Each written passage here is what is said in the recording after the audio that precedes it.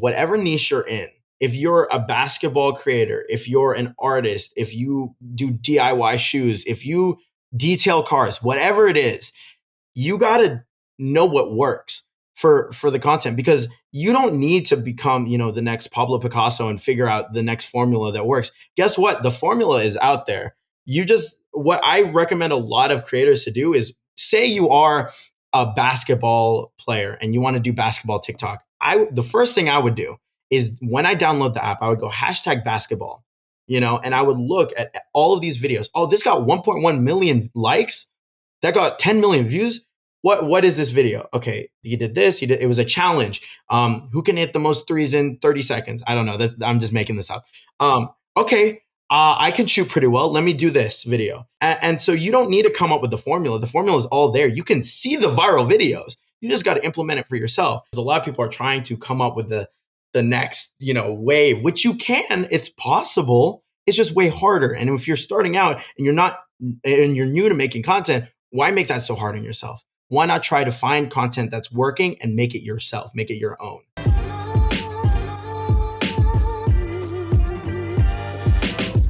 What's going on, everybody? Welcome back to My Social Life. This is the podcast where you can hear the life stories behind the people on social media. I'm your host, Jacob Kelly. As always, today's podcast is powered by TRUFAN. Before we get into today's conversation with Seandoesmagic, there's a couple things that we need to go over first. If you enjoyed today's podcast, be sure to leave us a positive rating and review, share this episode with a friend, and subscribe to the show. But a brand new interviews every single Monday, and a brand new takeaways episode is an audio exclusive where I sit down and break down the most recent podcast episode of the week every single Thursday. And now, today on the podcast, we are joined by one of the biggest creators on the planet for the third time. Seandoesmagic is back behind the mic. And since we last spoke to him just over a year ago, he has grown to over 20 million followers on TikTok, over 3.8 million subscribers on YouTube. And on top of that, he's amassed over 1.5 billion with a B views on his YouTube channel. And I cannot be more excited to have him here back on the podcast today. Sean, welcome to the show. Thank you, man. It's such a pleasure. This is my first time doing a three-peat podcast. Actually, I don't think I've even done a two-peat. So this is awesome. 3 years in a row, and I'm so happy to be back. Dude, I'm excited to have you back. And this is, like we were talking about before, this is my first three-peat as well. I've done a couple two back-to-backs, couple sequels, but never a trilogy. So I'm excited. And I think where I want to start today, I want to start on YouTube. Like I said in the intro, you're over 3.8 million now. And I think what's funny, so I was listening back to some of the other two interviews we did. And in the first one, we were talking, I remember congratulating you. We were both stoked that you'd hit 7,000 subscribers on YouTube. Oh, no way. 7,000 in the first one? 7,000. That was what you had. And you're like, yeah, wow. I just hit 7K. And I was like, wow, man, that's awesome. You're like, yeah, I know that's some solid growth on YouTube. And we were like stoked. And so now, like, just not even 2 years later, 3.86 million subscribers. I think that's crazy. And I'm curious, like, I think it was in a Tube Filter article maybe, or something like that, where you're talking about how you wanted to get the YouTube audience. And I'm curious why that's always been a big draw for you. Like, you had, I think, even so before going on YouTube, over 15 million followers on TikTok. So why was YouTube always that audience that you were drawn to? Mm-hmm. I started on YouTube. I mean, that was, when I was, 10 years old, 2012, March, I posted my very first YouTube video. And it's always been kind of the platform that I wanted to be. When I was thinking about, growing up and doing social media, there wasn't really TikTok, Instagram. It was always, hey, I want to be a YouTuber. I want to try to grow a YouTube audience. I want to get the plaques, and so that's always been a goal of mine since I was a little kid. And so no matter where my audience started growing, of course, I love TikTok. TikTok gave me my, first solid base, Instagram as well. But there was always something in the back of my mind where I was like, oh, I really want to grow that YouTube audience. I'm not going to neglect that one day. Hopefully we can start growing it. That first YouTube channel, was that called Consolidatorable or something like that? Yes, it was. Yeah, it is. It was a YouTube channel that my dad made. It was actually it wasn't even a YouTube channel. It was just my dad's Gmail account connected to a YouTube channel. And I posted my very first YouTube video with a 360p camcorder in my underwear. So That's awesome. And is that the one where you wrote like a poem or something was it that video? Yeah, yeah, man. Yeah, that was the one. I basically wanted to do something a little different. I was doing some magic tricks, but I was also like rhyming. It's like Dr. Seuss esque. Yeah, not. I mean, it was pretty cringy, but not my most proud moment. But it's my start. Of course, everyone starts somewhere. And you still like to write rhymes here and there today, right? Like just for fun? Yeah, sure. I mean, me and my friends love free. Like, I don't even talk about this ever, but I love to freestyle. Like, me and my friends like freestyle in the car all the time. And I'll be the first to say, I'm not the best, but I'm not bad. I'm not bad. Kind of talking about rhyming and music. Can you talk to me about Gucci for Life and what the story behind that music video is? Oh my God, that's such an old video. Oh, that's crazy. So, obviously, I've always wanted to try to do YouTube, and I've always wanted to try to make videos and whatnot. And same with my friends. All of my friends were all very creative people. We grew up watching gamers. People playing CS:GO, Minecraft, all of those people. My name is inspired by Sky Does Minecraft, who was a Minecraft YouTuber. And so we were all trying to come up with creative videos, and one of the ideas, hey, we were all hanging out and we're like, maybe we could just make a song. Like, we all see interviews of rappers like recording things out of their garages, their closets. We're like, let's make a song. And me and all my friends literally just hopped on a song called Gucci for Life, which, looking back on it, that's a very interesting title. It was during the time where like Lil Pump and like Smoke Perp, those like like SoundCloud rappers were a thing. So it was like a very SoundCloud name. And literally in one night, we wrote and recorded in one night a song, and then the next day we filmed it in our high school parking lot. And then we released a song called Gucci for Life, featuring me, Josh Kakula, who goes as Joshy Washi, Aiden Rowley, who goes as Aiden Rowley, and then my editor, Gavin Mayo. That's awesome. I stumbled onto that video and I was like deep in your YouTube and I was like, oh, I got to pull this and ask him about it. Oh man, what's crazy? It was privated.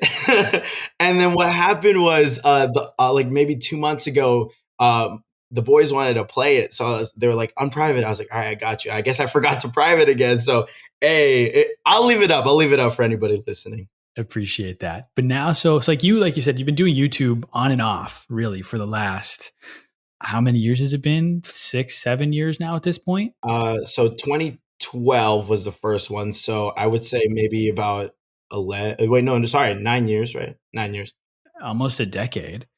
And like you had some success here and there. Like I know you did that video. I think was it about XXXTentacion that got like 300,000 something views? Like that popped. Yeah, we were just talking about that one, actually. But yes, that was one of the early ones that I did. I was kind of just riding trends and waves for a little bit because I didn't really know what I wanted to do. Like, I was doing the magic videos, but they weren't really getting views. And then I did a conspiracy video with X, which honestly, in hindsight, a little messed up. Like, we were talking about this the other day. Like, it's very disrespectful, but obviously 14-year-old me, judgment's not there. But I was just riding waves. I was doing trends. Like, there was one video where I was trying to teach like a silly little trend that you can do with like your hand or whatever. And The Deli Alley yeah, thing? the little eye Yeah. thing. Yeah, Deli, like his like celebration, and that got like set. I believe at least 50,000 views or something like that. And I was just riding trends for a little bit, trying to find my lane prior to TikTok. And then I think pre-February of this year, which is when things really turned for you on YouTube, you grown to, I think, was it like 200,000? Yes, I was around 200,000, and my channel was not popping. It was kind of dying at the time. I was averaging, after I released the video that really kind of put me on the map, was the Dixie D'Amelio and Addison Rae reacting to Magic, that got 2 million views, and I was kind of steadily growing, 100K to 200K, and my videos were getting, averaging around 70 to 100,000 views, which was amazing for me. And I was just looking at it, I was like, yes, I'm so stoked, finally starting to grow this audience. And then it started to die. I was doing some branded campaigns. I was doing videos that were kind of like not related to Magic. And I started going from, averaging 50,000 views, 70,000 to maybe 20,000, 10,000. And then I was just barely breaking 10,000. And so at that point, did you ever take a break from YouTube? Like when the views got down that low, were you like, maybe I'm just going to take a break here and come back in a little while and try again? Or did you just keep pushing? It was never a thought in my mind to take a break. If there was ever a break in my channel, it was just because I was working on other things. I know during that time I was also working on the Creator House, and working on other side projects here and there. Especially on TikTok, you have to stay consistent as possible. But it was never. It was always like I got to keep posting on YouTube, because it goes in waves. Come and go. Last time we talked, you said that the videos you didn't like doing was like those tutorial style videos. So were those the videos that were kind of falling down to that like 10K? Do you think part of the reason was like you weren't stoked on it? So it's like your audience wasn't stoked on it? Like, was that part of the reason you think that the views were going down? I think it was a mix of a good amount of things. I was kind of not niching as much. Like, I would say a lot of my content was being a little bit scattered. Like, there was like a day in the life in there. There was like what's it like being a high school teenager, like stuff like that. That wasn't really related to like magic. And obviously, the channel name is Seandoesmagic, and I was posting a lot of magic content. So we were kind of getting a scattered audience. Some videos would hit, some videos wouldn't, and I think it really skewed with maybe some sort of algorithm. I don't love blaming it on other things, but I mean, I also don't think that the videos I was putting out was the highest quality videos I could have done, because I remember during the time I was really busy with the Creator House stuff, and yeah, and I really think it reflects. When you put effort into video, it does better, genuinely, than if you half-ass a video. And so, yeah, and I think that during the time you can really see it in the numbers. And so finally, then I think it was Girl is Amazed during Magic Trick Omegle Best Moments. That's the first short you ever posted? Yes, yeah, that was a video did really well on my TikTok. I believe it amassed over 20 million views, and it converted me a ton. And so I was like, yo, I see that other creators are posting on shorts. Mr. Beast has a shorts channel now. You know what? Learn from the best. Let's put one up. And I put one up, and it did average numbers at first, very average. And then it took just about 1 to 2 weeks, and then suddenly I saw it went from 9K to 35K. I was like, oh, that's amazing. Sweet. All right, cool. Now it says 35,000. My channel, if you look at it, there's like at least one number that looks a little bit higher than everything else, and it's good content, so I'm happy. And then it didn't stop. And then it went from 35 to 70, then to 200,000 to a million. I believe right now it should be around a million views ish. But what do you know what it's at right now? I don't know what it's at right now. I believe it was slowly creeping to a million. And I was like, oh my God, shorts, short form content. I have so much of that. I've been doing this for the last couple of years. Let's post some more. And I ended up reposting a ton of my videos. And that started building the traction. I think the story of your last couple of years has been, and it just didn't stop. I feel like that's just been like a summary of like you these last couple of years, where it's like I just remember like even back to that first episode we did, where it was like the night before with you at 1.6, the following day when we recorded you at 1.7. By the end of that day, you had like 2 mil. By the time the episode came out, two weeks later, you had 3 mil, and it was just like it didn't stop. So I feel like that's been a summary of your last couple of years. Oh man, I mean, sure, we could say that. I'm very blessed for sure, man. And you mentioned how so you saw Mr. Beast had his own shorts channel. So why did you decide to stick to posting your shorts on your main channel? Because like I've asked people, it's like there's clips channels for podcasts and main channels and all these different things. Like I had a clips channel, I stopped a clips channel. So I'm curious why you were like, I'm just going to keep it on under one roof. Right. Okay. So this is where the answer to that gets a little interesting. Well, I was at a point where I was at 200,000 on YouTube, and that's great. But my channel wasn't really going anywhere. So I was like, okay, we'll ride this wave when we can. I put one short up, it's going, and then I was just pumped every single short video I could, and it kept growing and growing. But looking at hindsight, you know, right now my plan is to stop shorts, and I think I just posted my last short. So the because it was a branded piece of content. We were promoting a song. So that was I had to post it, but that was my very last, short. And now we're only doing long form content on that channel. If I was to look back on it, I would have started a separate shorts channel, because it does impact your analytics, and it makes it really hard for your long form videos to grow. If you look at the difference between the numbers in my long form videos versus my short form videos, it's drastic. You have a channel with 3.8 million subscribers, and you're getting 20,000 views. on a long form video, something that you work really hard on, and you expect it to get, at least 100,000, at least, 3%, or sorry, not even, yeah, 3%. I'm not the best at math, but, and so looking at hindsight, I would have created a second channel if I knew, but I was kind of just going with the wave. And I was like, whatever can help my channel right now helps my channel. And you live and you learn. And so are you going to split the channels at all? Like, are you going to make a shorts channel now? Or are you just going to kind of focus kind of all in on the current channel with the 3.8 million subscribers? I do have a shorts channel now. It's called Seandoesmagic. It's currently at 2,000 and 2,000 subscribers, so not too shabby.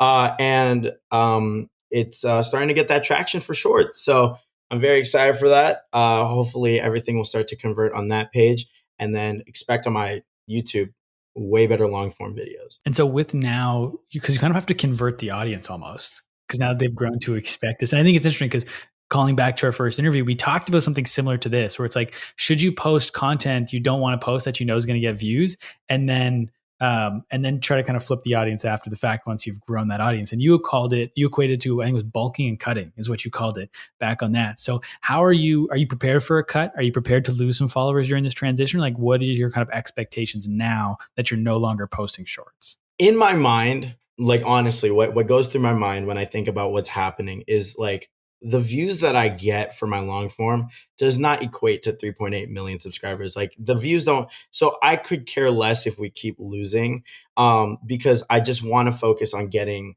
better content for the long form. And I've been blessed. I've been able to go to like Web Summit and, or excuse me, Vid Summit. And then now I'm going to be going to Web Summit, and I'm being able to learn a lot more from these long form creators.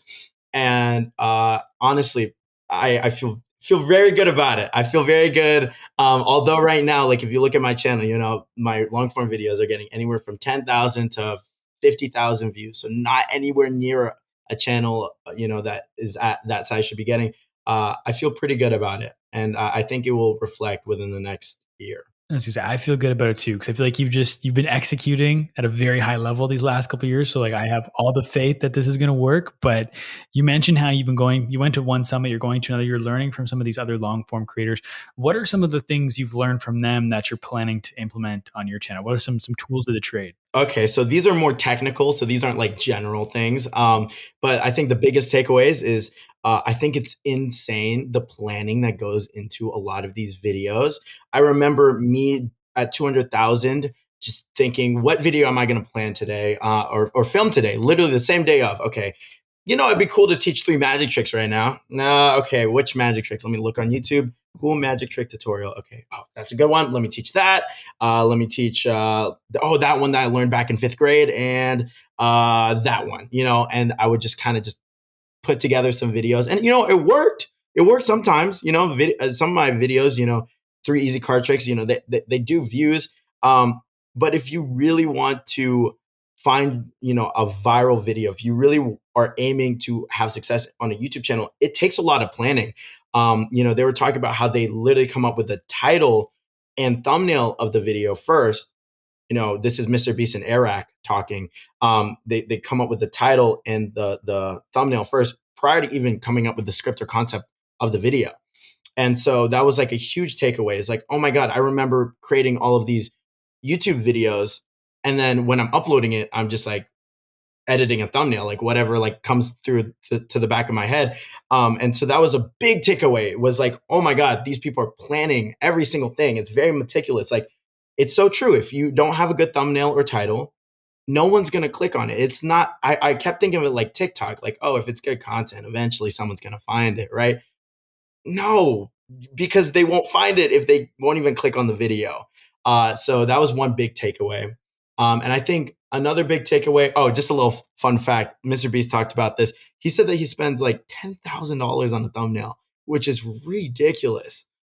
Just nuts. Like, they hire people, they hire sets for thumbnails sometimes. It's ridiculous. And I think it goes to show on the content.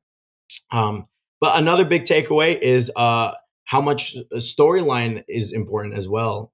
Hayden Hillier Smith, one of Logan Paul's editor, he won a streamer for editing, was talking about how they don't even look at analytics. So there's also the other side, like outside of analytics, there's also storytelling, and how what also makes a good viral video is just good storytelling. And so I'm trying to implement that now on my own Omegle videos, which is, you wouldn't think there would be a story time, a theme or a story in Omegle, but you're trying to fit that into the content that you have. So how does that work then? Like for an example, like running with that Omegle idea, like how do you turn that into a story? So I just released a video yesterday called Omegle, except it's 3 a.m. and I'm lonely.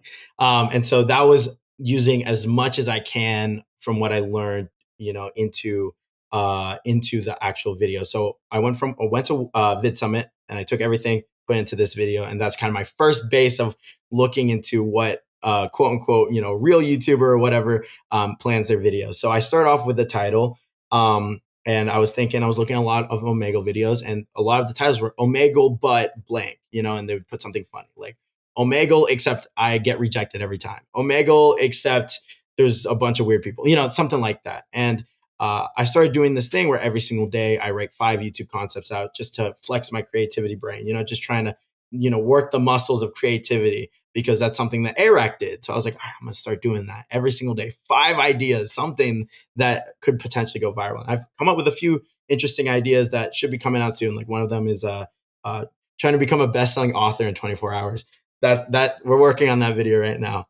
But anyways, so we were looking at that, and I ended up coming with this idea where it's Omegle except it's 3 a.m. And I'm lonely. And the storyline goes as follows, where it starts off with me saying that it's 3 a.m., I'm lonely. I go on Omegle and I learn that all these other people are lonely too. So I ask people like, hey, are you lonely? They're like, yeah. And then I try to solve this loneliness for myself and the other people by doing some pickup lines, doing some pickup lines on some people. There's some funny laughs. I ask some guys for some pickup lines. I try it out on some girls and whatnot. And then eventually I get rejected really hard, and that's kind of like the downfall, like in a story, there's rise, the fall, and then, rising action, whatever.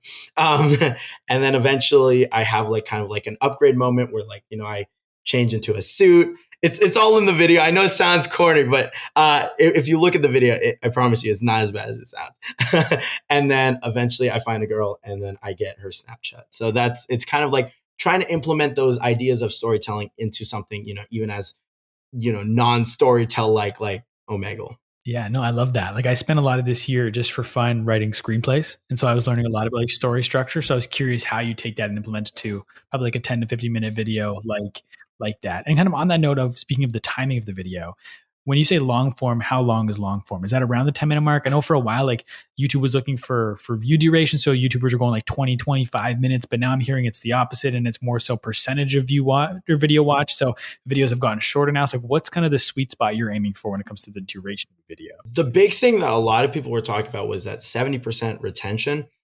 So regardless of how long the video was, because they were talking about this doctor who has like hour-long videos, but his retention is 70%. So the videos do well. It's not really about the duration. It's how long you can hold those people. So if you really think you can hold your audience for X amount of time, then go ahead and try that out. But the big thing is you're trying to reach that 70% retention. That's why, a lot of viral videos you see very fast paced. There's a lot of different challenges that come about. The storytelling elements are there that keep you captivated. And so that was a big one, is like trying to keep your audience retention up. And it's all things that you can see in your analytics, look in the back end. And I was not really one who looked at my analytics too much. As it can be kind of like, a little toxic to your mind to look at too many analytics, but the ones that are important, the ones that you can use, definitely good to look at, like audience retention. And so now how much are you spending on your thumbnails? Close to that $10,000 mark, or not quite? Not quite. I bought $20 roses yesterday for my last thumbnail. So there's that. I'm putting more effort into it for sure. Cause the last Omegle videos, I was just getting screen grabs of myself, making an interesting face and whatnot, which is good. And it worked before, but I wanted to try out a different way. So I had my friend Paul take photos of me in the suit and the roses, like acting all sad and whatnot. And yeah, we ended up with the thumbnail that you should see on my YouTube channel right now. And I'm curious, so with, like you mentioned, this current Omegle video and the trying to become a best-selling author in 24 hours idea. Those two ideas, they don't involve magic. So is there still going to be a lot of magic-centered content? Or are you trying to become Sean Does Magic, but also Sean Does More Than Magic? Great question.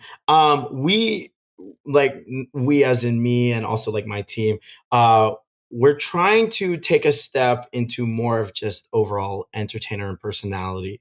Um, if you were to tell me that in 2019, I would smack you across the face because not because like I really love magic back then, but like I never thought of myself as like really a personality, really big personality. It was really like, hey, check out this cool magic trick that I can do.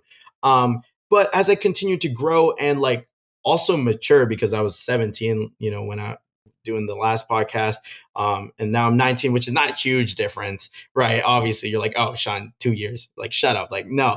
But I've matured, and also like I've been able to kind of like I became more social, more outgoing. I If you look at my old content to now, like my personality is showing a lot more on my videos, and it's like the Omegle videos. You can see like like 2 years ago, I would not be on Omegle trying to do a pickup line. Like I was too socially awkward for that. Like no, but now it's like, oh, like I have like my personality showing, and so I think we're gonna try to capitalize on that, and hopefully it will work out because we're making that huge transition. Not only are we going from long form to short form, we're also taking the magic part away a little bit, and it's more like, hey, I'm not just a fan of Sean Does Magic. I'm a fan of just Sean. Sean Canto Satari Dana. Yes. You said it. Perfect. Oh my God, that's crazy. Is that so? Now that you're taking the magic away, does that mean your name's going to change? Or is that because people know Sean Does Magic? Are you still going to keep the name? Right now, that's a big debate in my head. Like I go back and forth all the time, but I think I'm going to keep Sean Does Magic because magic can be whatever you want it to be. Sean Does Magic is like the magic of being social, the magic of storytelling, the magic of whatever you want, the magic of the holiday season, whatever you want that to be. So I'm gonna keep it just because that's kind of what I'm known as. But we're gonna step away from the magic for the main channel. The side channel, Sean Teaches Magic, is one that we have, which is teaching magic, and also that's where all my shorts are going. That is where I'm gonna keep all of the magic stuff. And then on my TikTok, we'll have a mix of both. Okay. And now with that the other shorts channel now, I think this is an obvious question, but is it harder to grow with shorts now? Because like I didn't really talk about it a ton, but like that month of February where you post that first short, you went from 200K to 2 million in like in a matter of weeks. You had videos pull over 100 million views. And like I'm not really seeing that on shorts anymore. So like even though it's only been like 6, 7, 8 months, is it already a little bit harder now to grow on shorts? For sure. I mean, the market was not saturated at all. There was like nobody on shorts, which I got very lucky with. Same with when I hopped on TikTok, there was not a lot of people on TikTok. And so I don't know how I keep stumbling upon these platforms. I promise you, I'm not extensively researching these. I just kind of like look what's happening and kind of just follow the trends. But it's definitely, there's a lot more people on shorts right now. Like if you look at a lot of channels, they'll have at least a couple of shorts up, and so there's gonna be time goes on, it's gonna be harder. But it's just like TikTok, in that sense. So I know I said that YouTube is not like TikTok, but Shorts is like TikTok in the sense that if you have good content, and you film TikTok like content, it will do well. And so although it does seem to get a little bit harder, I'm already starting to find a little bit of growth on the second channel, and I think the content will catch up to the subscriber count. And for that content on the second channel, is it just taking your TikToks and posting them over there? Or is it wholly new content you're posting on Sean Teaches Magic? Both. I'm filming content just for shorts too. So I'm doing a little bit of both. But yeah, you'll see a lot of my reposted videos there, but there's also brand new ones like specifically for magic, like exactly magic. Things where I wouldn't normally post on either my TikTok or my main page, things where it's like just teaching tricks and stuff, just really diving into the magic community because obviously that's where I started. And I remember being a kid watching magic YouTubers, and I was like, oh, I could be that for some other kid. And so I wanted to keep a channel for magic going. And you kept saying, as you were talking about kind of the YouTube strategy, you kept saying, we're thinking of this, we're looking at this. What does we look like now? Your team, like who's behind the scenes? What's the operations like now? Yeah, we've been able to we I guess we've been able to hire a couple editors. So we have two editors right now, a videographer, and then I have an assistant who helps me, which is actually my sister. So shout out my sister. Uh, and then I have my dad kind of forcing all of the business stuff, and then also a manager as well who deals with like the business emails and any deals that come about. So yeah, that's what the team is looking right now. But when I say we, I don't know. I've gotten I've gotten a really interesting habit of just saying we for everything. Just because like all of the stuff that I do, it just is not just me. Like I will never say that I did something. Like if you ever look at my announcements or thank you, it's like, oh, we hit 20 million. Like you will never. It's not just me. It's always it's so many pieces that go together to help make this happen. Is it weird to have editors now? Because I feel like for creators, it's always a hard thing where on the come up, you're responsible for everything. And now it's like you're handing off a big part of that creative element to someone else. Like, was that something hard for you to kind of overcome? I know you were working with Gavin for a while. I don't know if it's the same editor or Right. not. He's still an editor for me. Yeah. So I know he's like your friend, so it's a lot easier. But like, is that still hard for you as a creator to hand stuff off? Yes and no. It's easy for the YouTube content because I'm confident in my editors. Like they are very good at what they do. Like I don't know where I was able to find them. Like that's just it's crazy. So shout out Mark and Gavin. Those are my two editors. Gavin handles my second channel. Mark handles my main channel. But I am yet to hand over my content for TikTok. I refuse. I cannot yet. I need someone to shadow me first. Mr. Beast talks about that in some of his podcasts, how he has a shadow just watching over everything. I should have someone shadowing me. Probably gonna happen in the future, just so I don't have to edit my own TikToks. But truly, like I can't do it yet. I can't do it yet, just because I feel like, and maybe this is like a little humble brag or whatever, but I feel like I know the TikTok world. I know it pretty well, and I know what should be cut, what should be kept. And I've tried it one time, and I mean, the video did well. It did fine, but like for a video to really amass, the virality that I'm trying to get, like there are certain things, just small little things, like half-second cuts right there, or adding text right there, or one zoom in, that I think makes a difference between like a decent video and like a super viral video. And I haven't yet, but maybe one day. I'd like to dive into TikTok a little bit. And obviously, you don't have to give away all of your secrets by any means. You're good. But I remember on I don't know if it was, I think it was the last one where you were talking about how your management was saying like your average watch time on TikTok was some of the highest they've ever seen.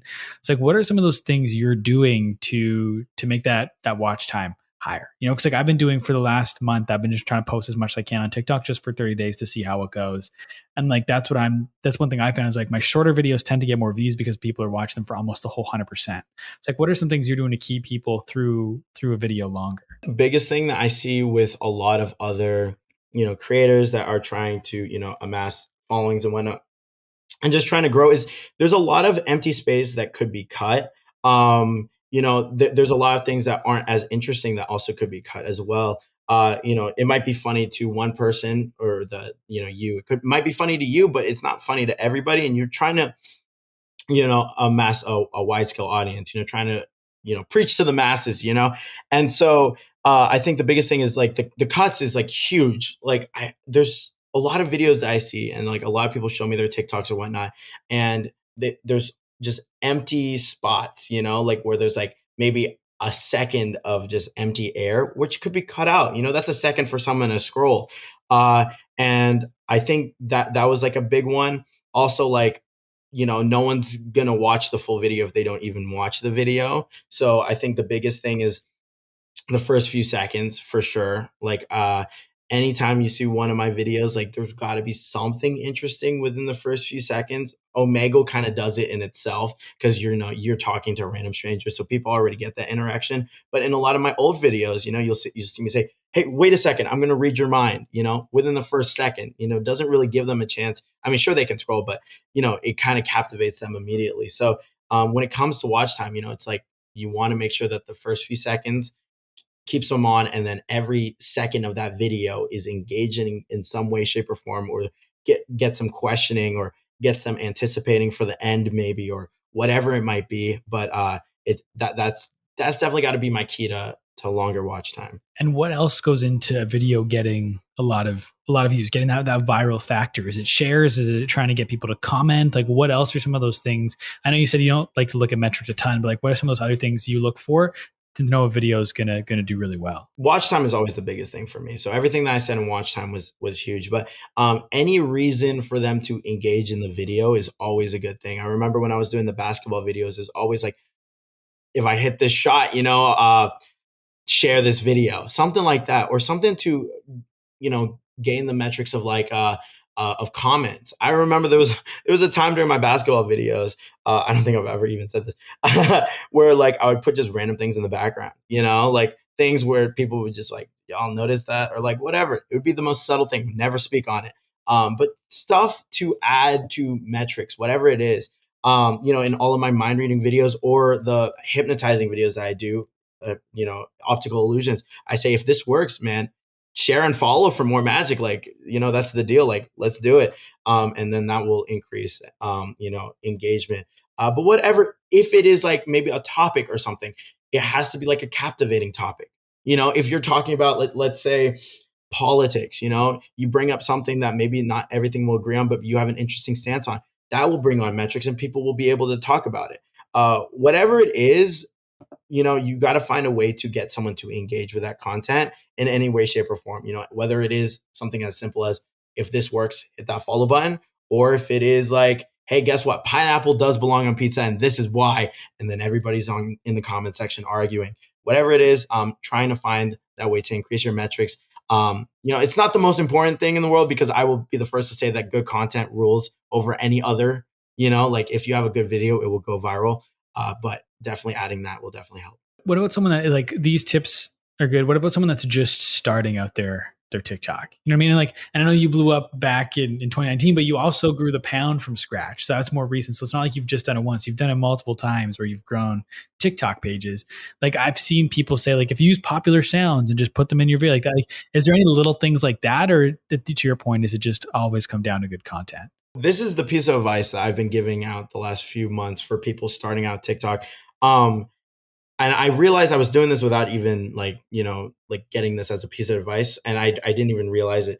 The biggest thing is, whatever niche you're in, if you're a basketball creator, if you're an artist, if you do DIY shoes, if you detail cars, whatever it is, you got to know what works for the content, because you don't need to become, the next Pablo Picasso and figure out the next formula that works. Guess what? The formula is out there. What I recommend a lot of creators to do is, say you are a basketball player and you want to do basketball TikTok. The first thing I would do is, when I download the app, I would go #basketball, and I would look at all of these videos. Oh, this got 1.1 million likes. That got 10 million views. What is this video? Okay, he did this. It was a challenge. Who can hit the most threes in 30 seconds? I don't know. I'm just making this up. Okay, I can shoot pretty well. Let me do this video. Or if I'm an artist, I'll go #artist, TikTok artist, or #painting. And then, they use this sound, and they showed that they were painting the whole time. And at the end, there's this beautiful painting. Okay, I'm gonna try doing that. It's literally TikTok. A lot of the content is the same, but it's how you present it, and so you don't need to come up with the formula. The formula is all there. You can see the viral videos. You just got to implement it for yourself. So like, if, for example, for you, if it was like a podcast, I would search up #podcast and see exactly how people structure their podcast TikToks. I would try to formulate it in that sense. And so that's my biggest piece of advice, because a lot of people are trying to come up with the next, wave, which you can. It's possible. It's just way harder. And if you're starting out and you're new to making content, why make that so hard on yourself? Why not try to find content that's working and make it yourself, make it your own? Clip it. I'm clipping that. That's definitely going to be, I mean, like the only way that doesn't make it to social media is if I get lazy. Like, there's like a 99% chance that ends up on social media when this comes out. Like, that's golden advice. I feel like, to your point, like, people, they like, like you just said, the formula is there, and it really is, and it doesn't take a long time. It's not hard to find the formula. You know what I mean? I feel like it's about like TikTok, especially like YouTube is a little bit harder. There's a lot of videos, and like I feel like the algorithm's always changing, things like that. But you search up hashtag podcast, like you can see the top performing posts ever, and you can just. I think that's such good advice that not a lot of people talk about. You know what I mean? Like I feel like they always overcomplicate it, but it's just like you're bringing it back to, I don't know if first principles is the right thing, but like that's the way to start, is to see how the best have done it and try to apply it to yourself. And to your point too, it's not copying, right? Like you're doing it in your own style. Like, cause I feel like a lot of people get that twisted where they think it's like, oh, you just want me to copy someone else, but it's not copying. It's like the great artists steal anyways. And so it's taking that in and applying it to yourself, but doing it in your own way. And that's how you differentiate. Right, exactly. Plus, like, not everybody's personality is the same, right? So, like, whatever you do, it's going to be you regardless, like just a little bit different. Of course, there's some, people that get a lot, hate for doing exact word for word. I'm not talking about that. Don't exactly copy a comedic TikTok word for word, exact on the dot with exact timing, but find what is working and apply it to yourself. I'm trying to do that with a lot of the new stuff that I'm doing, especially with YouTube. Like I'm literally looking at people like Ryan Trahan, Mr. Beast, Eric, like all these big YouTubers. I'm going to try to apply that to myself, and I'll see if it works. Hopefully it works for YouTube too. But when I tell you, like all of my friends have done this, and we didn't even realize we are doing, but that was the advice that I was basically giving them. Nate Snook is one of the people in the pound in the house that we're living in right now. He had 0 followers. We looked up hashtag basketball, and we looked through all of the basketball videos. We were seeing people who were doing trick shots. We were seeing people who were doing like tic-tac-toe videos, dunking, like trying to dunk on certain things, whatever, challenges and whatnot. And we just recreated it. And he grew to 500K in like, few months. And so it's really possible. The formula is there. You just got to go find it. 500K in a couple months. If you did, what was it, 1 million for a week for like 6 weeks, one point in time? Is that accurate? Maybe. And so I think, last time you were here, it was 15 million is where you just crossed that 15 million threshold. And I know you'd set at the end of 2020, you said that big goal, you're like 20 mil before the end of 2020. Yeah, that was a big one. That was a big one. Yeah. I think you break it down, you would have to grow faster than you'd ever grown or something for like the last couple weeks of the year. It was a big jump. And, I tweeted that out after surpassing my other goal because I had nothing else to reach for, because I said I wanted 10 mil by the end of the year. And so I ended up hitting 10 mil in April. So I was like, I have nothing to work towards. Like, I just need something. So I was like, okay, if I can double this, that would be insane. That would be literally nuts. So I tweeted that out. And you know what? I'll take the L's where I take the L's. I wasn't able to surpass it. We ended up with 18. And then it took a while to get to 20 from there. But we obviously, because we're focusing on other things. There's so many things going on. I'm not going to make excuses. When I set a goal, I should try to hit it. But yeah, that was a tough one for sure. See, you call it taking an L, but your L is a much bigger W than a lot of other people's W's. Like, you set such a big goal that even if you don't achieve it, you're going to be so much further along because you were striving for that big goal. You know what I mean? It's not like you hit 10 mil and you were like 12 mil by the end of the year, so you're going to hit it. You set 20 mil because even if you don't miss, you're going to be a lot further along. You know what I'm saying? Yeah, I get that. But I don't know where I heard this from, but I think it was Tony Robbins talked about this, but it's like the power of your own words. And every single thing I say, I just really like, it's like almost do or die. It's like, I gotta do it, man.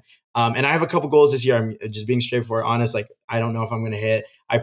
There's a couple tough ones on there that I haven't even like focused on. Like, I was trying to do Twitch for this year. That's why I have like kind of like a setup, and I don't even touch Twitch right now. So that was going to be a tough one. But you will never, strive for greatness if you don't try to aim high, aim high for these goals. And I guess even though it's not really taking an L, I guess, but it's still like something that's like, dang, like, Sean, you got this. Like, let's do it again. Let's try it. Let's keep going. What's the appeal of a platform like Twitch? I'm curious. I think one of the biggest appeals for Twitch is that the community is ridiculous. Like, you will not, I will actually say this in my opinion, genuinely, I think Twitch is the number one community based platform. I don't think there's any other community platform that has a better community. You will see people like Dream, like Carl Jacobs, Aiden Ross, like all of these Twitch streamers with incredible Twitter followings that will tweet something out and will just explode. Carl Jacobs, right, does Twitch, averages 100,000 live stream. Like every time he goes live, people watch, 100,000 people watch. You see that on Instagram, go crazy. Like that's insane. Like you see that on TikTok, you go crazy. That's also insane. And so there's just something about the community there that's just really, really strong on Twitch. And I think one day I'll be on there for sure. I don't know if it's going to be anytime soon. I'm trying to focus on, I have this problem of like spreading myself too thin and like not being able to focus down on something. So that's why right now I'm focusing down on YouTube. That's going to be my big thing. But yeah, Twitch is definitely huge. I mean, if you look at the Twitch streamers stream for 9 hours a day. And if they're able to keep 50,000 people that whole time, like that's a community right there, man. And like I said, Carl Jacobs released a podcast first week, beats Joe Rogan, #1 podcast on Spotify. It's just, you can see it. Puts out a tweet, it's 250,000 retweets. It's there. And so I think that's the appeal of Twitch. It's the fact that people like podcasts, similar to podcasts, people are willing to listen for a long period of time. And if you're able to build that audience, you're going to have a diehard audience. 9 hours a day is a long time. Yes. How do you find the time in your schedule to properly commit to Twitch? You know what I mean? Because like if you're busy, like you can't just dedicate an hour a day to Twitch. You have to dedicate 4, 5, 6, 7, 8 hours. Like, how do you find that? I mean, like you said, right now, it's probably not going to be part of like the priority, but like down the line, like how do you find that much time to commit? Okay. Well, honestly, right now it's not in my schedule. It's not. I was trying to do it at the beginning of this year and I was doing 3-hour live streams 3 times a week. And even that was hard, that was a really tough thing on me because like, I used to live stream on TikTok all the time. That was like kind of my big thing. I would be live on TikTok every single day for at least an hour. I was thinking, oh man, I can play video games and be live and talk to chat. Like I got this. All respect to these Twitch creators. I don't know how y'all do it. It's something different in your blood because man, that is so exhausting. But in the future, hopefully things will start to open up and I'm able to hire more people on my team. I'm able to not edit my own TikToks. Hopefully, maybe one day. But it's definitely going to be something that it was a goal that I set earlier this year that I realized is way harder. And, lessons learned, you look back and you're like, okay, there's a reason that there's not that many people popping on Twitter, like really making money. It's because it's hard. It's hard. And, I almost think of it like the Ryan Higa route, Ryan Higa, OG YouTuber. He did a lot of YouTube, really worked hard. And eventually, like when he was like kind of done, like really pushing YouTube, he went to Twitch and kind of just chills there. And now he makes a living on just doing Twitch. And I think that might be kind of my thing. You will see in the future, like if I continue to do whatever I'm doing, you'll eventually find me when I'm, kind of just chilling out, maybe taking a break for a couple of years. You'll see me on Twitch. Will you actually be able to take a break for a couple of years? Do you think that's something you could do? It'll be maybe when I'm 65, but yes, maybe one day. I have a lot of goals. Obviously, I set so many goals, and I have that end all be all. Did I ever say on any of the previous podcasts my end all be all goal? Like that's like, oh, I did it. Goal. No. Okay. Should we say that for the end, or should we say it now? You can drop it now. I have an idea of what it might be, but I want you to drop it. Okay. I've only been saying this a couple times on a couple different things. But my end all be all goal is to host the Oscars. That is my overall arching goal, which sounds ridiculous. You're like, Sean, you do TikTok 60-second videos doing magic. What do you mean host the Oscars?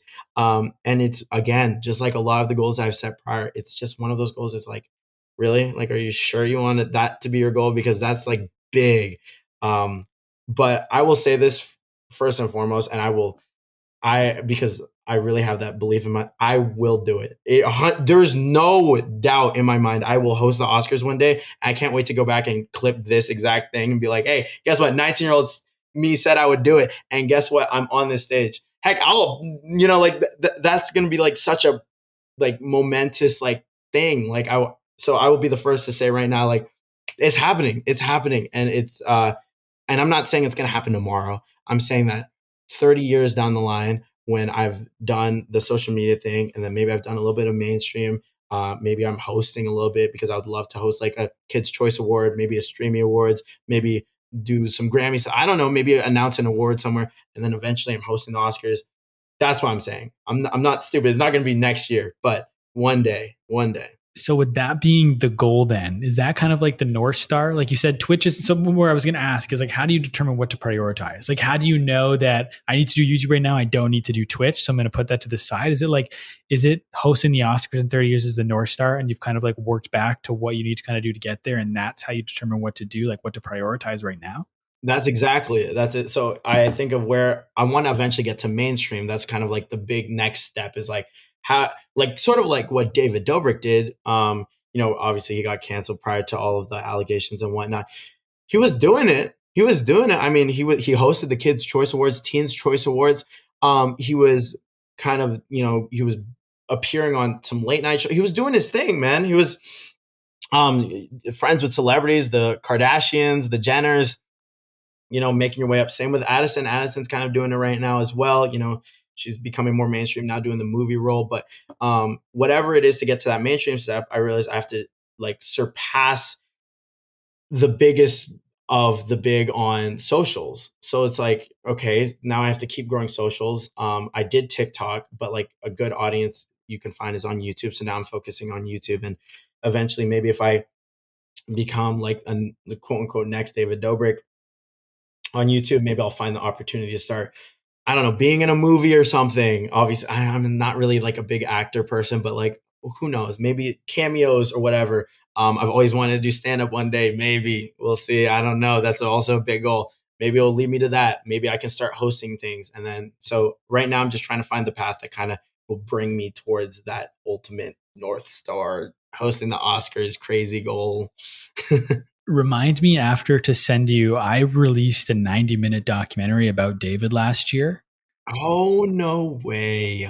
That I called the Tomorrow Night Show host. That's all about how he wants to, it's like his whole story, and it ends with like how he wants to be a late night host. I think you being a David fan would enjoy it. It's like, I would love to take a look at that. That's amazing. yeah. So I'll drop that. And it compares like how other people have done it. Like I talk about how like Lily Singh is able to, how she has her own late night show, like the path she took, which is similar to what you're saying, where it's like, you got to start taking those little footholds into traditional media, into mainstream media. And like, that's how you do the crossover. And like you kind of took one of the, like you've been taking some of those steps already. Like I know you did some stuff with Entertainment Weekly, I believe. Right. Correct. And you just, I believe the last episode of your show came out, was it yesterday? Yes, correct. Random Acts of Magic. Yeah, Random Acts of Magic, which again, it was an online show, but I feel like the production of that was very traditional mainstream media, right? Like I'm pretty sure it was like a 30-person set. You had like a makeup artist, a designer. Talk to me about like how that came to be. Like when did that opportunity come across? This is exactly what I'm talking about. It's like those little like footholds, and it only became because I kept pushing TikTok, and then as I continue to push YouTube, the opportunities will come. And so, yeah, that's why that's where I put my focus in, is wherever I find the opportunities will be coming about. But so that was one thing that Brat TV, shout out Brat TV, they're responsible for a lot of the children's stars today, like Indiana Massara, like she's like one of the big people from Brat, Haley LeBlanc, a lot of these like younger kid stars come from Brat TV. They were the first people to put Dixie in her acting role. I don't know if you are familiar with her. What is it called? She was in a doctor TV show almost. A lot of people were kind of calling it like cringy or whatnot, but it was a Brat TV production, and they take all of these stars and they kind of just put them on sets, and stars on social media, and put them on sets and try to see where they can work and whatnot. And they start to grow their own audience, and and it's amazing. And so they reached out. And they reached out prior for brand deals. So when I saw them reach out again, I was like, okay, we're going to work with them. It's cool. And then they're like, hey, are you interested on a Facebook show? I was like, yeah, sure. Let's do it. And so we ended up hopping on calls, and I didn't realize the level of production until, the first day on set, or actually the night prior when they gave me a call sheet. I was like, what is a call sheet? What? assistant director, director of cinematography. There's ADs. There's just like, I was looking at that. I was like, what is happening? But because we put a lot of planning into it. Don't get me wrong. Like I knew that there was a lot of work involved. Like we were planning every single episode and whatnot. What tricks I was gonna do, what themes can come out of it, storytelling and whatnot. So I knew it was a bigger production, but when I showed up on set, 30 people were just chilling there. I had a hair and makeup, the wardrobe and all of that. I was like, wait a minute, this is not, I'm not used to doing this. Like I put on a t-shirt with, my bottom half being pajamas, and I set up a tripod with my phone and I do a TikTok. This is not what, we're not in Kansas anymore, like, and so, yeah, it was one of those kind of moments where it's like, whoa, this is going to be interesting. And it was definitely a learning curve for me, because I was really trying to figure out how I put myself, when you mess up in front of just yourself, you just hit stop recording and you restart, but if you mess up in front of 30 people, cut, reset, a sound check, all that stuff, like touch them up again. And then we go again. And then I mess up in 2 seconds later and they have to cut, it's like way different of an atmosphere. But yeah, that's kind of how it came about. It was just kind of like an opportunity that came through being relevant on TikTok, and they were just taking people and turning them into like kind of just like having their own Facebook show. And it's like, is it weird to be doing like what you used to do by yourself in your room alone with 30 people watching you? Like with messing up, like does that make you mess up more because you're like, because all the eyes are on you? Honestly, I put a lot of work prior to it. So like I was like trying to learn my lines as much as possible. And I didn't mess up as much. Honestly, I honestly mess up more in my YouTube videos. I feel like it's because like there's less effort onto it, but it was definitely more nerve wracking. I've never had that many eyes on me. I've never had something so strict. Everything was like, can you say it with a little bit more this? I'm like, oh shoot, okay. That's how I thought I should say it, but okay. And just like all of the little things that you kind of pick apart from traditional media that I've never experienced before. It was tough. But since then I've been on like 5 more sets for smaller little things. We did the Entertainment Weekly thing. I did a commercial for Samsung. We did a few other things here and there, and it's gotten easier as time went on. And were the days long? Like, was it long, like 7, 8, 9 hour days on set? God, dude, I will say this. That was probably, when it comes to working, that was the hardest 2 weeks of my life. I don't think I've ever worked harder in my life. I was prepping until 4 a.m. and then I had to wake up at 7 to be on set by 8. And so I like, it sounds ridiculous, but genuinely, I think I had maybe within 4 days, I would have like about 12 hours of sleep. And then you're also exuding as much energy as possible because you're trying to be on camera. And there was things that came up like, oh, Sean can't do this trick no more because of this. The whatever, the extras are late or whatever, all of the small little things that happen on set came about that, obviously you hear about things like that, but then they actually happen. You're like, oh my God, like I'm stressed. Like, okay, Sean, I know you just did like 5 tricks and we scheduled for 5 tricks, but we need like 4 more right now. Like, do you have anything? And then you're trying to like problem solve. And so, and not only that, it's like 8 to 6. So it's like, I don't even know how many hour days, but like maybe like what, 10-hour day? No, or 8-hour days, something like that. I'm not really, can't do math right now. But so you would go back home and then, I'm exhausted, but then I get a text like, hey, can you prep for this, this, this? And also if you can think of this, this, and this, and then I'm prepping until 4 to wake up at 7. And it was just that process. We were filming 5 days the first week and then 4 days the next. So it was just like so much going on. What does prep look like? Like, what is it, just like running through tricks, or like what does prep look like for? And like also, how does the show work for the person that's listening to this that doesn't know, like, what is Random Acts of Kindness? How, like, what does the show look like and how do you prep for it?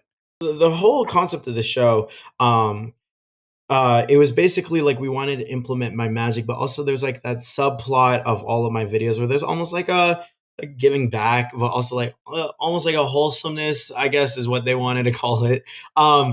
but it's the idea of just like kind of just being a good person, and so we wanted to capture that through this show. And so a lot of the prepping was you know, memorizing my lines. Like I knew that I had lines I had to hit the next day. And it was crazy because sometimes we come in and they're like, yeah, we changed the lines. And I was practicing like 30 minutes at home prior and like trying to figure it out. And then a lot of it was trying to figure out magic. And we ended up running into this thing where like we needed more magic. And so at the end of every day, I had to come up with 3 more routines to do, and it would, I would go home, I'm exhausted. It's like 8 o'clock, and I'm eating dinner and like the only thing I'm thinking of is, okay, I have this for tomorrow. And then maybe we can come up with this. Maybe there's a cool way we can do this. Cause every episode was themed. Like maybe one was on Santa Monica, one was like a boxing episode, one was basketball. So whatever it was, I would try to think, okay, maybe it would be cool if the card appeared inside of the glove. Okay, we'll use that as a backup trick just in case, and just all of the prepping that goes before it. And I just wanted to make sure that because there were so many people on set, if I was on set, I was prepared for as many things to go wrong as possible. And I learned that the first day, when everything was kind of just like all over the place. How long is each episode? Like if you're on set from 8 to 6, what does that final cut down end up looking like? About 8 minutes, 8 minutes per episode. It's tough. It was definitely hard, but I think the biggest thing is like there is no like cast, and like if you were on set for a show, you're just being in for like your scenes. You come in, you're like, okay, NCIS, all right, you're the detective. You have to interrogate this guy, and then we'll call you back at about 1 o'clock. You gotta do this scene where you're chasing down the criminal, whatever. For me, it's like I'm on set the whole time because it's my show. It's like it's about me, and every shot is me doing something, and and so it's just so exhausting. And I just have so much respect. There's a lot of people that's like, oh, like social media is going to overtake traditional media, like all this, like look at the audience, blah blah blah. Man, I don't know how people in traditional media do that. It's so hard, but props to them, and hopefully I'll get better as time goes on. And I'm curious, kind of with that, then, how are you keeping up with social media? How are you doing both? How are you on set from 8 to 6, prepping until 4 in the morning? Where's the time to be posting on YouTube? Where's the time to be filming, editing, posting your TikToks? Because you're still editing them all. So, like, is there like a dip in your uploads at that point? Like, how are you keeping up? Usually there'll be a dip in my uploads. Usually it's really tough for me, but right now I've been pretty good at pre-recording a lot of things prior to big events. I've been getting better at that. I now have an assistant who manages my schedule and tries to help me with that as well. And it's just like something that I've learned over time. I was really bad. Like anytime I had a big project or like a brand deal or anything that I had going on, you will not see an upload from me. I will be gone. Like, sorry, out of town, out of, like it will be back soon. But even up right now, like I'm about to go over to Portugal for Web Summit. Which shout out Portugal, shout out Web Summit. If you guys are in Portugal, go check it out. I'm going to be speaking there. But for events like that, I know I'm going to be gone for a week. Right now I have like a list of videos that I have to pre-record prior to leaving. I have all of these videos that I'm working on, and then on top of my daily uploads, regardless, like I always have my TikTok. So and then my shorts channel and all of this stuff. So I'm just right now I'm cramming as much filming as I can do as possible, because I can always edit, on the plane. I can edit, while, I'm waiting for my time to speak or whatever. But right now I'm just trying to just cramming and getting as much stuff done and prepping. So, it all comes down to being prepared for these things. Like prior, I suck at preparing. Like if you look at my room right now, you'll realize I'm the least organized person on the planet. There's a reason there's a green screen behind me, and I'm not showing you my room because it's a mess. But it's something that, you learn and you work on, because it will definitely help in the long run. How are you finding balance, if that exists in your schedule? You're someone who I think Oh that God. might say it all right there with that laugh. But like, how do you plan your day? How do you schedule things? Like, do you schedule rest time? Because I feel like some people, that's what they have to do. Like, what does that look like for you? If you were to ask any one of my friends, any one of my parents, my siblings, when I first started really taking social media seriously, freshman year of high school, I didn't stop. Like it was always just work for me. And it's always been work for me every single day. If things come up, like maybe there's like a basketball game or like a dance or maybe today, like if there's like a party or an event or whatever, then I'll make time for that. Like if it's worth it for me. But I don't think I've ever really scheduled. I've never ever scheduled, which is not healthy. This is not advice. Don't listen to me. I'm stupid. Um, I'm young and I think I can do everything. So don't listen. Don't. This is not advice. But I've never ever scheduled like time just to rest. Like I never say, okay, July 15th. We've been working 2 weeks straight. Let's chill July 15th. No, I've never done that. It's always been like work, work, work. And my friends say I work too much, but and sure you could say that that's true, but um, it's also a balance of like it's what I love to do. Like I'm happy doing it, So that's why I say it's not advice because someone could work 16 hours a day and be very unhappy. In my case, I work 12 hours a day or whatever it is, and I I'm super blessed and happy, and my mental health is still okay. But if that ever takes a turn, be sure like I will find that work. I'll find a better balance of that. If I ever find myself so exhausted or like I'm burning out, like there will be a change. That's why I say it's not advice. It's not advice, but find what works for you. And right now, what works for me is working as much as I can. And so how are you balancing working all the time and living the life in LA? Because now that you've been down there for a while, like how do you balance those two things? It's tough. Logan Paul talks about it on his podcast. If you have a goal and you move to LA, anything but working towards that goal is a distraction, which I find is really true, and I found that really powerful because it's true. There's a lot of parties that happen here. There's a lot of events. There's a lot of crazy things going on. You will find a lot of distractions, whether it is partying, girls, drugs, whatever that might be. And listen, I want to really preface this because I say this to my friends all the time. I don't care what y'all do. It doesn't matter. If you're happy, you're happy. Please be happy. That's the end all be all success is being happy, you know, going on your deathbed happy and like fulfilled. That's amazing. Like whatever it is. But if what I learned is like if you have a goal and you're really trying to work to that goal and and you're not happy not being at that goal, the big thing is like not letting distractions impact you. And it sounds weird or cliche or whatever, but I genuinely any event I go to, like any party I go to is for connections. Like I don't drink, I don't smoke, I don't do any of that stuff. And again, it's not me knocking on anybody who does. Like, please be happy. Like people, medical marijuana exists for a reason. It's to, help with anxiety or whatever it might be, or like, social, whatever you want to do, have fun, live life. But for me, it's just not where I stand.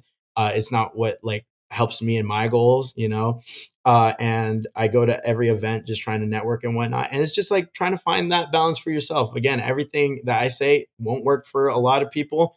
And a lot of people, the way that a lot of people work won't work for me, but you just got to try to learn that for yourself and what works for where you're trying to go. How do you make sure that you don't use I need to network a lot to you just go to a bunch of parties? You know what I mean? Like I just had T. Do you know Tiags? He's a Yeah, rapper. Tiags is yeah, I see him at a lot of events too. Yeah, so he's actually from Ottawa, where I'm from. So he came through. We did an Amazing. in-person podcast, my first one in a long time. But he was saying the same thing. Like, there's so many parties, and there's so many. You can make so many amazing connections just by going to these parties. But like, how do you make sure that doesn't get in the way of the work? We're like, oh, I can't work. I got to go to another party. I got to network. Like, how do you make sure it doesn't become an excuse? That's a good question. It's because honestly, it's never ever like I've never been tempted to like just go to a party. So it's hard for me to answer that question, to be honest with you. I think if it was to be like a piece of advice, it would just be like know what your goal is. Like if you came from a somewhere else, right, a hometown where no one has dreams and aspirations, and you have big goals, and you come to LA, and you're telling me every single day you're partying, drinking, getting fucked up, whatever it is, and you came here for a goal, then what are you doing here? Like there's no your goals are going to get skewed and you won't be able to hit it. There's a lot of people trying to be at the spot you're at. Like, congrats, you made it to LA, man. You made it to this city of entertainment, but now it's like kind of throwing it away. So that's why it's like that's what I would remind myself if I was in that case. It's like, yo, I got this goal. And like I can party any other time in the future when things are running more successful for me. But right now I got to focus down. And genuinely, every time I go to a party, and my friends will be the first one to tell you that, I just kind of just go around trying to make friends, trying to connect with people, trying to see if there's anybody who's interested in collabing or working, and just trying to make genuine friendships and connections with other creators who are as excited about creating as I am. You said the word I was going to use in my next question. That's genuine. So I've had I've had some YouTubers from my hometown who have like on the podcast in the past, like, Wolfie Raps. Yes, I know Wolfie. So I've never had Wolfie, but I've had like some of his really close friends because they're all from here. Yeah. Have you had David Parody on? I've had David Parody. I had It's Your Boy. I had him on. It's your boy. Yeah. That's swag. And Well, I know David if you ever interested in having him on. Yeah, I don't know dude, if you know David 100%. Parody. I've heard of him. Yeah. Like that'd be sick. Appreciate Swag. that. But I've had Just Dustin on the podcast in the past. And he was telling me like he'd been to LA, he'd gone when Wolfie was there to visit him and stuff like that. And he says it's different because like people have these like shields up when they're in LA. And as soon as they figure out how many followers you have, that shield comes right down because everyone wants something from someone else. So people are kind of like, keep it in arm's distance. So how do you build authentic relationships when people don't even let you in until they know how many followers you have? Right. I think there is a huge lack of authenticity here in LA. And I don't want to say this to come off like just like arrogant or whatever, but anytime people meet our friend group or come to the pound, the number one thing that we get, and I wouldn't say this if it wasn't true because it just sounds like I'm just bragging on my ass right now, but we always get that we're one of the most genuine people that they've met because there's such a lack of that here. There's like a lack of authenticity. It's always like someone comes up to you for the reason of trying to find something and trying to get something out of you. It's always like, oh, what can I get out of this person? Oh, this person has 20 million. Okay. Can I do this, or whatever? Like, let me see if I can get his number or whatever. This person makes 3 million a month. Oh my God, let's go talk to him. Let's go see if I can pick his brain. And yeah, there is a level of that for like a lot of conversations, but it's just being authentic. It's being real. Anytime I meet other creators, I don't focus on anything else, but that it's always like I met Jojo Siwa 2 weeks ago. And the only thing I told her was like, hey, thank you so much for everything you do for the community. Like, you have been a huge thing in LGBTQ, and you've been one of the only creators with a positive platform. That's all I said, and I walked away. And so it's like being just real, because like you lose a lot of that in Los Angeles. You lose a lot of the real. Even videos are fake. Everything's fake here. People's bodies are fake, which is, if you're happy with that, again, I'm not knocking people. I'm just being real with you. Like, there's not a lot of real.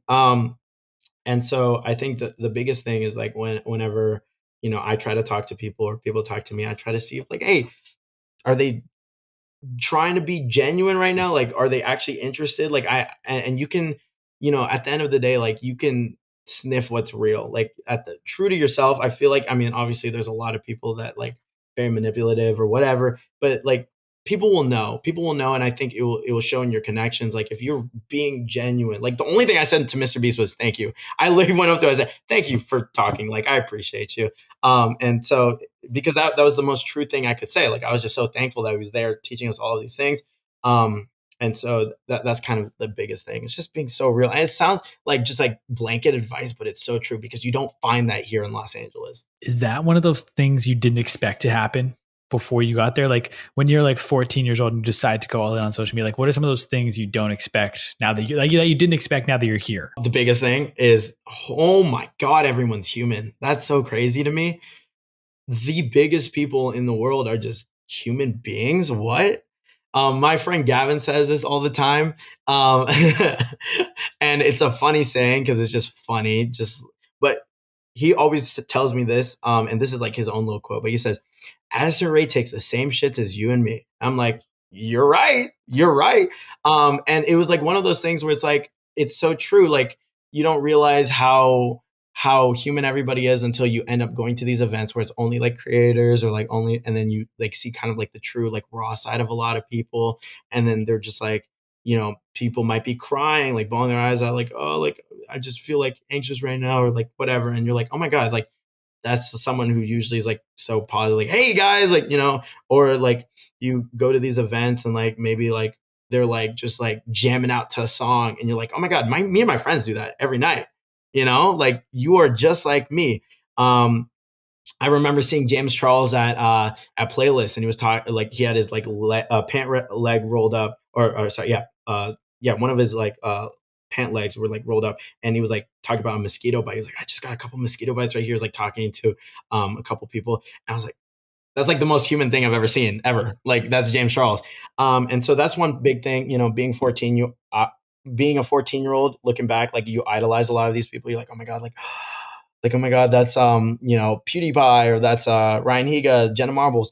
And then you come here and you realize everybody's just human. And if you talk to them like they're human, because a lot of people don't talk to them like they're human, you can make a way better connection. I think that's great. I love that. Because I remember probably just over a month ago now, I interviewed Joe Santagato, who like I watched growing up in high school and stuff. Like my whole family loves Joe Santagato. And My god.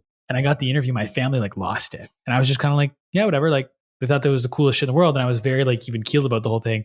And they're like, why aren't you excited? I'm like, it's just a dude.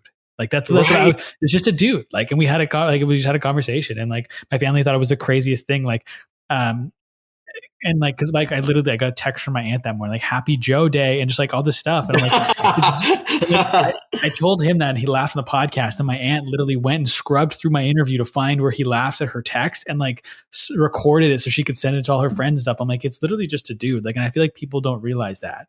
So I think it's cool that you said that's one of the things that you didn't necessarily expect. And that you see the human side of all these people that not a lot of people often get to see. Right. I'm curious, speaking of like the human side and what people don't get to see, what does Sean do when Sean's just hanging out? Like outside of social media, what do you like to do? Oh man. Oh god. I don't know. I kind of just do what a lot of my friends do, but I think one of the big things I've gotten really into recently, I love basketball. I've been going to a lot of basketball games recently. Shout out Portland Trailblazers. Y'all are awesome. I love playing 2K. I mean, I've been playing a little bit of video games here and there. But again, like being real with you, like most of my day is structured, like if not like maybe an hour I have to myself, but most of my day is structured around just working. But God, I don't know, man. I just love hanging out with my friends. I mean, I live with all of my 5 childhood best friends, and we all hang out, and just like I don't know, if you were to ask what Sean is like outside of social media, if you were to ask me that 2 years ago on our first podcast, I would have given you a different answer. I would have been like, Sean is not like the basketball videos. Sean is like this, and this. But today, luckily and happily, I'm able to say, like, if you watch my videos on YouTube and if you watch my TikToks, it's how I am in real life. And that's what the big transition was. I was trying to find more authentic content, more me content, and also evolve my own personality. So, that's my best answer for that. Oh God, that's a great question. It was getting to the point where I realized I was making content only for the views. The basketball videos I posted, I would post one every single day, and it would get anywhere from 1 to 30 million views, which is ridiculous for someone who started off with the 1 million when I was doing that. And even now, if I was to post that, like it's just insane. And I remember posting that, and I was like, yes, we're growing. But when I started getting recognized in public for that, I was like, that's not me though. That's like not at all who I am. And I was like realizing, oh my God, the content that I'm posting is reflective of someone else. Like that is not me. And I just realized that if I wanted to have these big goals in life and I wanted people to love me, they got to love me for me, not for, anyone else. And if that means I have to completely step away from, if that means I, have to forget about the views and start posting things that are truly myself, like, yes, we can always improve views, right? But like, we can't improve how people view you. And so that was like a big thing, is like, I will start posting videos that I think are more me, and then we'll worry about the views later. We'll try to see if we can make that the best as possible. And that was my big kind of transition point for sure. Are you still able to go in public without getting recognized, or can you not leave the house now without someone spotting you? It's insane that I'm saying this, but I get recognized once a day if I go outside, like at least once a day, which is What? Why? I literally said the same thing. They're like, I know you. I'm like, I'm sorry. I tell that to all these guys. I'm like, I'm sorry. I wish I could block myself from your For You page. No, I'm joking. But yeah, it's been crazy. It's been really ridiculous. I went to Six Flags the other day, and I got stopped by like 60, 70 people. I was like, what is happening? I'm taking photos of all these people. Like, it's been such a freaking blessing. But I also like, it's like one of those things where like people say that it'll eventually like haunt you or whatever. Like, my friends tell me this all the time. They're like, if you really have these goals and you keep striving towards these goals, this is the least amount of privacy you'll ever have. You know that, right? I was like, I guess so. And maybe one day I won't enjoy it, but right now it's like one of the coolest things and one of the most like just like fulfilling things. And it must be so grounding to still be in LA where like the height of entertainment, but you're still with your friends. Like that's got to be such a crucial part to you being there. I'll say this till the day I die. My friends are the reason I'm at where I am at today. Same with my family. My friends are my rock. Like whenever anything happens, like we are such a close friend group. We can talk about anything. And it's I literally am so unbelievably thankful for all of these people in my life, and wherever they go in life or whatever, like I will try to pay it back 12-fold, because I'm so thankful for them. And I know you're not just saying that because when I was listening back to our second podcast, almost any time you ever mentioned a goal, it would be like, I want my friends to do this and I want to do that.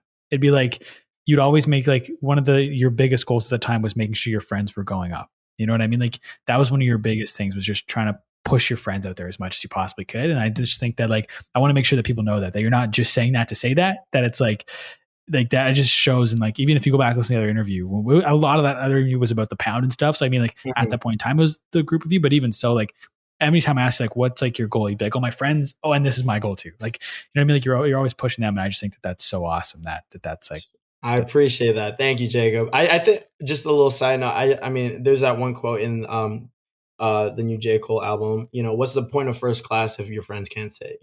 There's no point.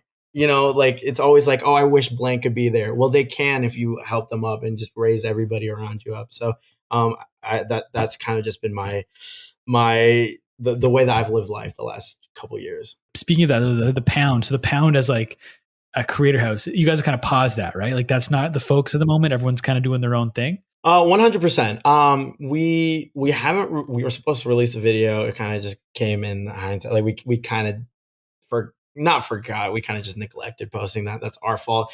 But we were doing the pound for a little bit, and we grew to 1.1. I believe we're down like 1 million now because we haven't posted in so long. But we grew to 1.1 in like a few months, which was it's a really good, like that's looking back, like that was great. Like we did a really good job on that.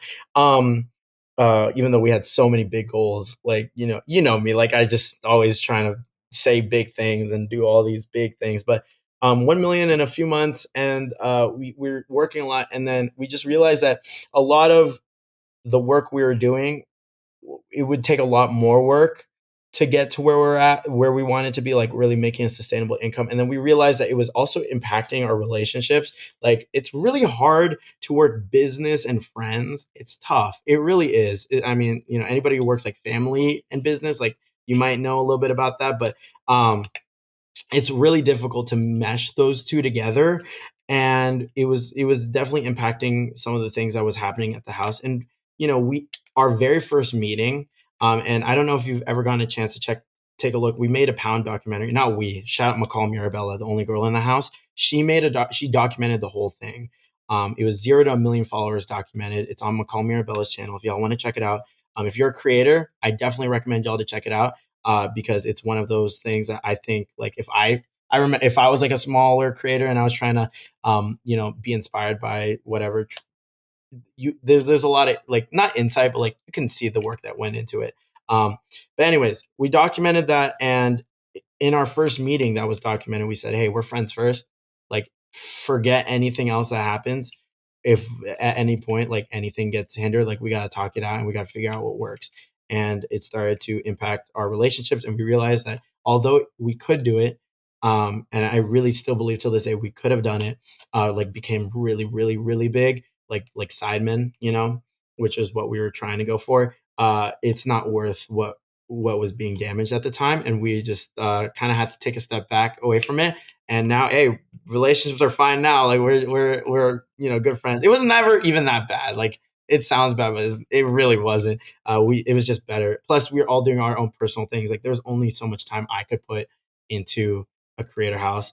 And the end goal was to even just move to LA anyways. Like the fact that we were already in LA living together, like we kind of did what we wanted to do, become a big creator house in LA. And we were all kind of just content to where we were at. And it was, although it wasn't like, the most craziest thing in the world that we accomplished, it's definitely a huge part of our story. Like I have a tattoo of a dog bone. It's my only tattoo.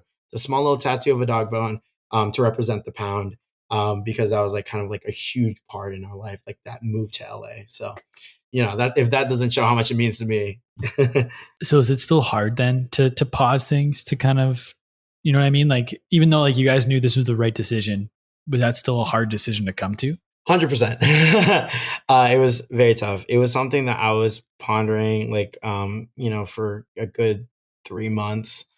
It was tough because it's like, yeah, we're doing all of these things, and I really believe that we can do it. And it again, like going back to like how much words impact, like I really believe that if you say something and then you actually do it, like then your words start to have power. Like if a 15-year-old me was to say, hey, I'm going to host the Oscars, I didn't do anything at the age of 15. Like there was nothing. You would have said no. But today, even though it still sounds like a crazy goal, if I say it because of how many times I've backed up my own word, there's a little bit more power to it. It's like, oh, maybe he can actually do that. Maybe there's a possibility. And so when we were saying all these things for the pound, especially with the fact that we were from Portland, a smaller hometown, and all of these people were watching us, like there was a lot of people in our hometown that did not like us, because like we were trying to do this like whole creator house thing, whatever. And we were getting hate comments from like a lot of, different accounts, and, a lot of people in the area were like, why are y'all even trying? Like, basically all that. And to be able to take that account, go to 1 million, but then not be fully content, and then having to stop, it was definitely tough. It was definitely tough, but it's whatever. It's for the greater, it's for what, good in the future. So at the end of the day, it was the right move to be made. Changing gears a little bit here. Okay. Well, make this a little bit of a happier story here. Not that the pound isn't a happy story, but how did it feel to give your dad a Mercedes? Oh, stop it. No, that was really cool. That was really cool. One of my overarching goals, just like looking back, I remember watching videos like buying my parents a house, buying my dad a car, dream car, whatever. And I was, this year I've been unbelievably blessed. Like I cannot believe where I'm at this year. Which makes me really nervous for next year, because it's like, dang, like I'm trying to one up myself every year. So I was like, where am I gonna go next year? That's gonna be crazy. But I was unbelievably blessed this year with all of the opportunities, and I just think back of all of the times that, like, my dad flew me to Los Angeles and Las Vegas to audition for America's Got Talent, 4 times, like 4 times. And every time, no matter how many, like I got no, no, no. And even the third time, no, we went back a fourth time prior to really focusing on social media. And man, it just means a lot that my parents, like, even though like there was not much to grasp at that time, like, oh, like I guess he wants to do entertainment, but we'll try, we'll see, let's go to America's Got Talent, let's see, let's make a trip out of it, take time out of our day to do this. Despite all of that, not having too much to like back it up with, they still were there, helping me. I knew I had to do something, I had to give back. And so yeah, those, like, I will never regret anything when it comes to giving back to my friends or family. So it wasn't only Mercedes, it was also $10,000, which I think is just part of the story that we have to highlight. It was, yeah. My dad also doing a lot of relief funds and like helping out a lot of people in the Philippines, and he's also getting a lot of land there and like doing all this stuff. And so, yeah, a little check too, just helping out. I wanted to get a sponsor for that video, but it doesn't matter. It's cool. It's cool. So that came out of my personal pocket for that one. Ouch. How often do you look back on the whole journey? Like all the way back, I'm talking to like 6-year-old Sean watching Franklin the Turtle get inspired to start magic to where you are now. Like how often do you look back on that whole journey? Every once in a while, I definitely do. Like I talk to Gavin about it a lot because Gavin is, he was my first friend in, the second grade, and then we were friends ever since. I moved around a little bit, but I eventually came back, and me and Gavin talk about it a lot, and he always tells me, and I don't remember this as much, but he always told me like, yo, when I was a kid, I always talked about stuff like this. Like there's always like something that I was like really focused on, and I look back on it every once in a while, and I it's definitely just like if you ever see me like tweet anything that's saying like I'm so thankful or whatever, like you'll just know that I've been thinking about it because like again, if you told 14-year-old me, hey, by the time in 5 years and half a decade, Sean, I know you have 800 followers on Instagram, but in half a decade there'll be another platform called TikTok that you have 20 million on, and you have a YouTube channel with 3.8 million. I wouldn't believe a word of that. Although I had big goals, like it's just crazy, and I hope I continue to move forward in what I do. I'm crossing my fingers, but yeah, I'm just so thankful. I think next year the big goal is finally getting that Chipotle sponsorship. I think Oh my that's God, I need that. I need that Chipotle. Hey, yo, why haven't I gotten that yet? I'm kidding.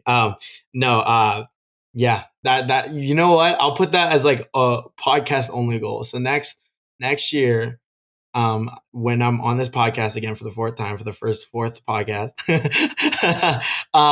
we will see if I hit that Chipotle goal. We'll see. Well, my last food question before those last questions that I've asked you, the last two interviews at the end. I just got to know what's the go-to order at Saddle Ranch? Oh my God, Saddle Ranch. Cajun pasta. If y'all ever go to Saddle Ranch, which is a great place, shout out to Jeff Kochi, the one of the managers, and Natasha as well. They always show love. And JM, the security guard, who's now like a server. So shout out JM. Sorry, I just have to put that out there because they're like my second home here in LA. I literally go there all the time.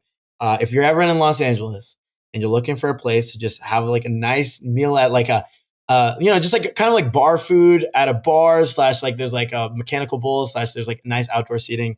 Just want a nice place to just go chill with your friends. Just go to Saddle Ranch on Sunset and get Cajun pasta because their Cajun pasta is. I'm going to take your word for it. I want to get to LA at some point. And I just had to ask because I figure I've seen you at Saddle Ranch quite a bit. So I had to know. Let me know when you are in LA. Let's do an in-person podcast or something. Let's do something. Dude, 100%. I have a buddy of mine that we did a New York trip before the pandemic in 2019. And we went to New York and we did like 10 episodes in 6 days. And he's like, let's do that in LA now. And I was like, all right. So we're thinking about some logistics for that. But oh my God, man. Maybe next year. Well, next year? Yeah. Okay, fantastic. Yeah, man. Yeah, let me know if you're ever in town. Let's do something for sure. 100%. I'll definitely let you know. But before I let you go this time, I'm going to ask you, I've asked you these questions the last 2 times. And I forgot them. So this is going to be interesting. Oh, God. I haven't been asking them lately. I usually ask the last one, but I haven't asked all of them. So this is the first time I've asked all of them in quite a while. But that first one is you're going to dinner. You take 3 people. It can be anybody dead or alive. Who do you take to dinner? Wow, that's good. I remember this one. Okay. I got 2 out of 3. We'll see if I can get the third. First one, I would put Gary Vee at that dinner. I think I've said that prior.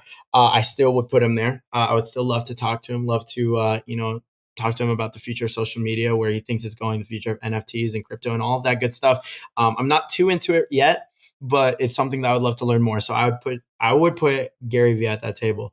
Next, I would put Logan Paul. Now, contrary to a lot of people's belief, I believe that he has changed as a person. Like if you look at his recent podcast, like he's definitely like matured in my opinion. And it's really hard to say that to hear that when you all you've heard is like the Japan stuff, all of the stuff that happened in Japan. A lot of people know him for that, or like the boxing stuff. And obviously like boxing is not like like he's matured kind of sport. Like it's like a very like he's fighting in a ring. But I would definitely put Logan Paul there. Because he is like one of the people that have kind of done it. If you told me in 10 years Logan Paul is hosting the Oscars, I would not be surprised. In 10 years, So it's like one of those people that I idolize that eventually I want to get to the point where it's like, okay, I've built my following up enough that not only am I doing YouTube, guess what? I'm also boxing the biggest boxer. Like, are you kidding? Like, I've done that mainstream thing. I'm on TV shows. I'm acting. I'm doing all these big things. I set a trend for Pokemon that has reached Pokemon to the highest peak that's ever been when it comes to like resale and value, like, stuff like that. And now with all the crypto stuff, like it's insane. And NFT stuff. So I'd put Logan Paul there so it would be Gary Vee, Logan Paul, and I think my last one would be Mr. Beast for sure. I mean, if you think of anybody who's doing it right, Mr. Beast, he has, learned the virality formula. And it's funny because we were actually during Vid Summit where we had dinner with Mr. Beast at Dave and Buster's with all of these other creators. So like low key kind of almost did it, maybe kind of. But I would put those three together. I mean, if you look at what Mr. Beast is doing, he's dominating in all platforms. He has a gaming channel that is pulling a lot, reaction channel, philanthropy channel, where the funds literally go back to giving back. Like that, what? And then on top of that, he's taking all of his videos and dubbing it in like 10 different languages.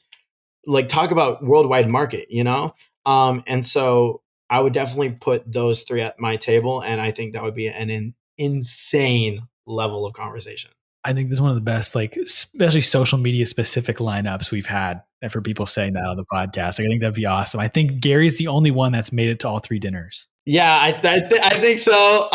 Just because I mean, it's Gary. Like, I respect that man so much. Like, yeah. What's some of the best advice you've ever been given? Oh God, I wonder what I said last time. Okay. This might be new. No, actually, I think this is new. This is a quote, and I love this quote so much because I really it's really entails to like my personality and why I believe I'm at where I'm at. I'm not saying that I've like fully accomplished everything, but like where I'm at. It's this quote that is God, can I pull it up? I would love to pull it up, and I love this quote so much. It goes like this. When a bird sits on a branch, it has no fear. Not because of the belief of the branch, but because of the belief of its own wings. And I think that that's one of the greatest quotes known to mankind, in my opinion. And the reason I say that is because it's so true. Whatever you're doing, you have to have such a belief in yourself, even if it's a risk. If it's a risk, so for example, a bird sitting on a branch, if you're taking that risk to quit your job or whatever it is, you need to come there with no fear. You need to be able to make that decision with no fear, to the point where it's like you have no fear because you have so much belief in what you are about to do. I say this to my friends all the time.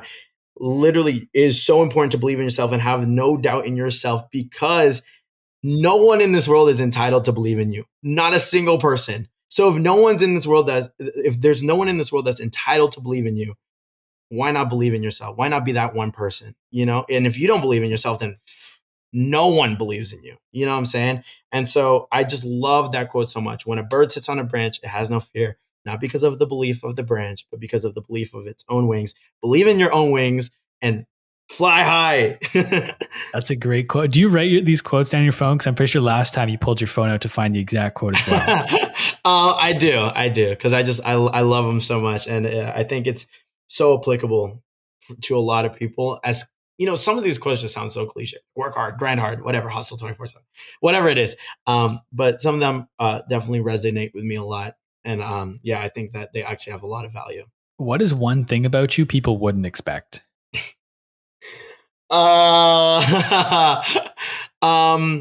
Okay. You can kind of see it in my content, but I think one of the big things that a lot of people, especially now, like because I've moved to LA and I'm trying to exert a lot of my, social skills and whatnot.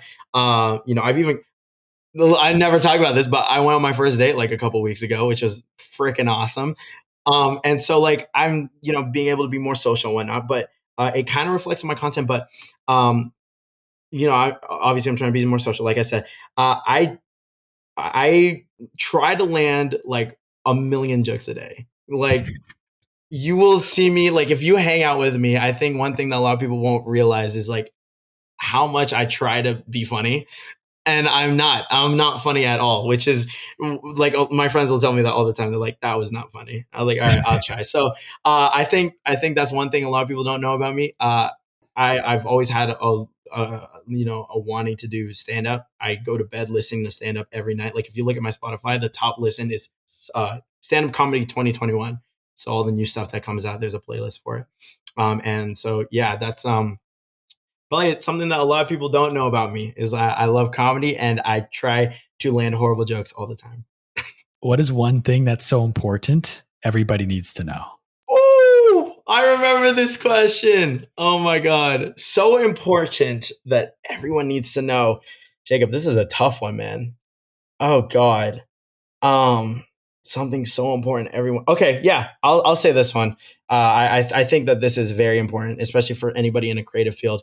Um, because I feel like a lot of people struggle with this one, and I want to remind people, like, okay, obviously, don't be stupid, but just know that school and like other work or whatnot will always be there. Like you can always go back and get a job at McDonald's or go get a job at, Walmart, whatever, or you can always go back to college, but the opportunities of today will not.